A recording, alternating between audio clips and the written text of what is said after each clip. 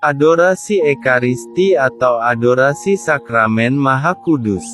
Adorasi berasal dari bahasa Latin, adoratio, penyembahan.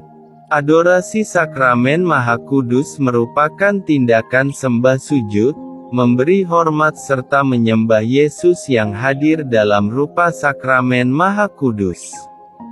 Sejak perjamuan terakhir, ketika Yesus mengambil roti dan berkata, "Inilah tubuhku," lalu mengambil anggur dan berkata, "Inilah darahku."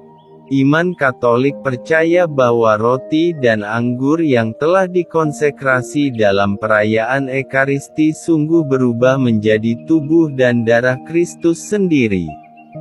Lewat tubuh dan darahnya, Yesus Kristus secara istimewa hidup dan hadir bagi kita.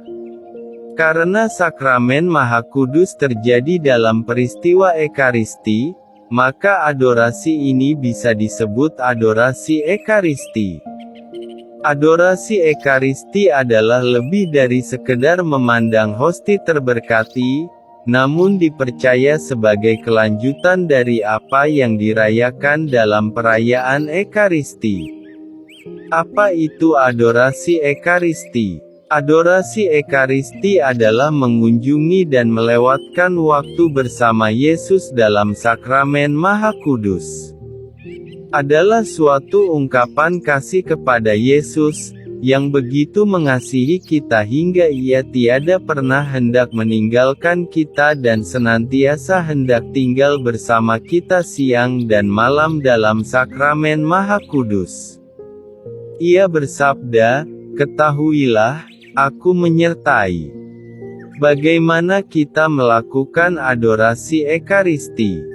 Tindakan penyembahan terbaik yang kita bisa berikan adalah dengan ambil bagian dalam perayaan Ekaristi dengan baik dan menyambut Dia dalam komuni secara pantas.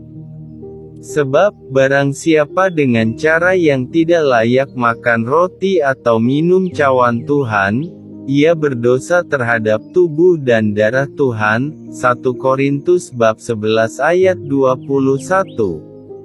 Di luar perayaan Ekaristi, kita dapat mengunjungi dan menyembah sakramen Maha Kudus yang disimpan dalam tabernakel atau yang ditahtakan, atau juga ketika dibawa dalam sebuah prosesi. Melakukan sembah sujud di hadapan sakramen Maha Kudus yang ditahtakan menggunakan bejana yang disebut monstran merupakan bentuk adorasi yang mungkin paling dikenal umat beriman ketika mendengar tentang adorasi Ekaristi. Bukankah sakramen Maha Kudus seharusnya disantap? Benar sekali bahwa pertama-tama Yesus memberikan dirinya dalam Ekaristi dan diterima dalam komuni. Dan adorasi Ekaristi memperdalam maksud ini.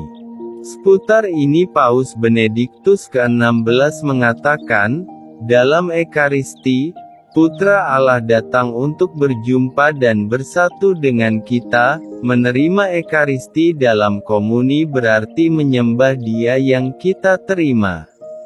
Tindakan adorasi di luar perayaan Ekaristi merupakan tanggapan alami dari penyembahan ini, yang memperpanjang dan memperdalam apa yang terjadi dalam liturgi Ekaristi. Beliau melanjutkan dengan mengatakan, hanya dalam adorasi, penerimaan Ekaristi yang mendalam dan sejati menjadi matang. Apa saja yang sebaiknya dilakukan ketika mengunjungi sakramen Maha Kudus? Berikut adalah beberapa saran mengenai apa yang sebaiknya dilakukan dalam adorasi Ekaristi pribadi. Mendoakan mazmur, memuji, menyembah, bersyukur. Selalu tersedia mazmur untuk Anda doakan dan renungkan.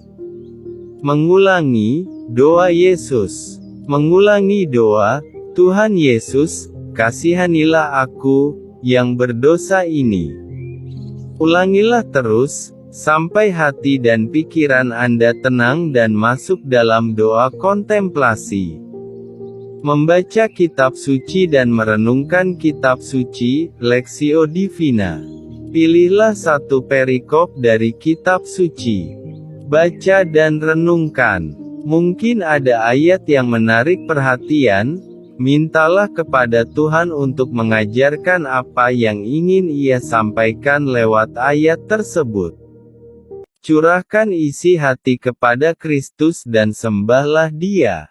Kita dapat pula datang dan mencurahkan isi hati kita kepadanya, menyadari bahwa kita berada di dalam hadirat-Nya. Mohonlah ampun kepada Tuhan dan berdoalah bagi orang-orang lain. Berdoalah rosario. Duduklah dalam keheningan dan nikmatilah kehadiran-Nya. Daripada bercakap-cakap dengannya, kita dapat pula diam, dan berusaha mendengarkan apa yang hendak disampaikannya. Sampaikanlah permohonan dan syukur kita atas penyelenggaraan Tuhan bagi diri kita, keluarga, teman-teman atau sesama. Merenungkan tindakan iman, harapan atau melakukan doa apapun yang cocok untuk kita di hadapan Tuhan kita. Setelah pergi, sekali lagi dengan hormat membungkukkan badan.